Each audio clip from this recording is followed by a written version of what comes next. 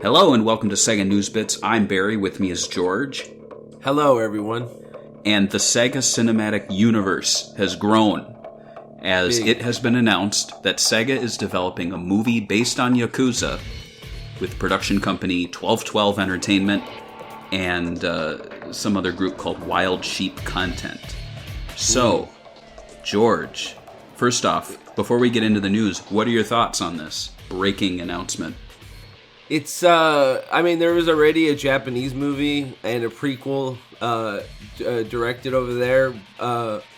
It's kind of interesting that America's going to try, but I'm a little scared because I feel like a lot of these Hollywood productions that try to be Asian are, like, not authentic. So I guess we'll have to see more as, the casting comes out and the choices they make. But I'm interested in it because I really like the series. So that's my take on it so far. Right, yeah. So the news, as broken and reported by Variety, was that this is coming from 1212 Entertainment, which is the company that did Scary Stories to Tell in the Dark, which I have not seen, but it looks pretty good. Like, I remember those books.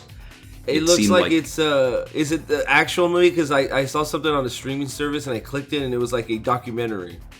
No, that Scary Stories to Tell in the Dark was those, like, short stories with the creepy pictures, and so they made a movie where all the stories came to life.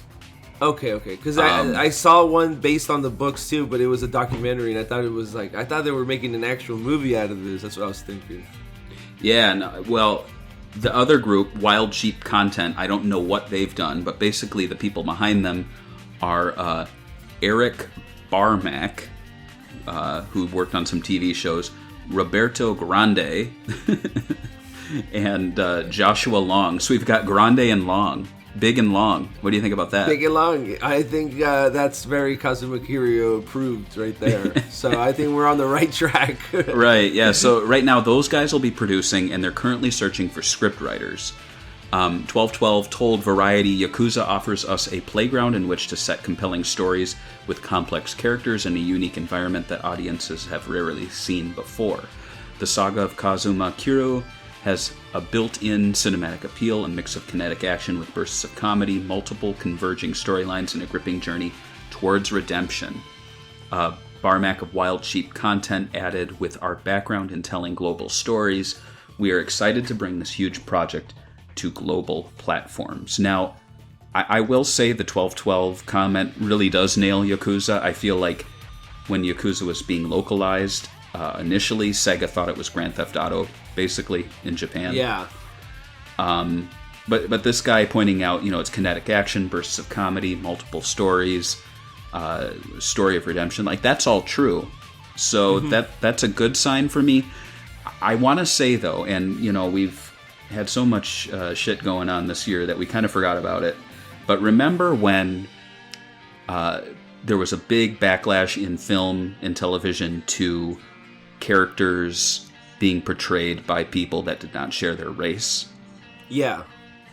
And I feel like here we are dealing with a very Japanese franchise, and the three guys, it seems like maybe I'm going to guess two white guys, one Hispanic guy, Yeah. white. There are no... I mean, Hispanic guys are close enough to white, so that's what I mean. White guys to me. Right, yeah. Right. Like when you fill out questionnaires, it's like, are you white Hispanic or are you white Caucasian? Yeah. To me, like, it doesn't really ring true to what Yakuza is to see a trio of essentially white American dudes producing.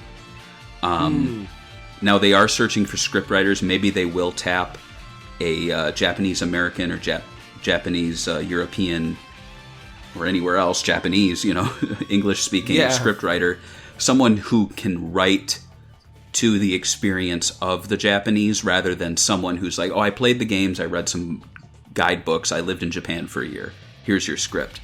Because I just feel like it seems like a weird direction to take the series after we came out of all that, and I'm not looking for, like, drama here. It's not like Segabits is going to become some drama website. We're like, oh, we didn't see a Japanese guy work on this movie. But, like, are they going to be speaking English? Are they going to be speaking... They have to be. So right there, it's kind of not really authentic.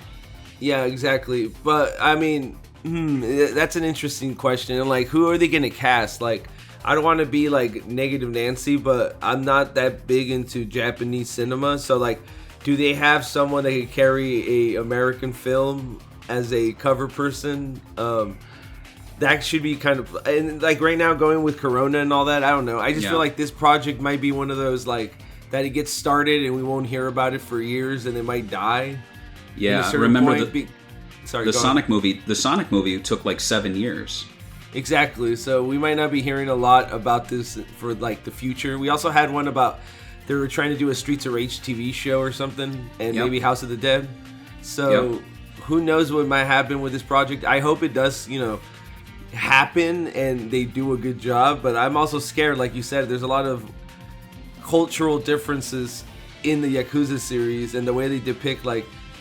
Are they going to depict all the Yakuza stuff like all the people, there's like, there's like they actually show you the inside workings of kind of like what Yakuzas are, with the subordinates and all that stuff and how they go up in the chain. Are they going to show that in the movie? Are they going to have time to even put all the storylines in the first game in it? I don't know. Maybe they could just keep it basic, but is it going to be Kazuma Kiryu, the lead character? I don't know. I don't know, yeah. And it's also worth pointing out, too, that back in 2014, we reported on Sega planning development of TV and film adaptations with a group that was headed by Evan Scholfen, and it was like Stories International. It was a Tokyo-based company that would work with Sega and other groups to produce these movies. It actually was launched back in 2011.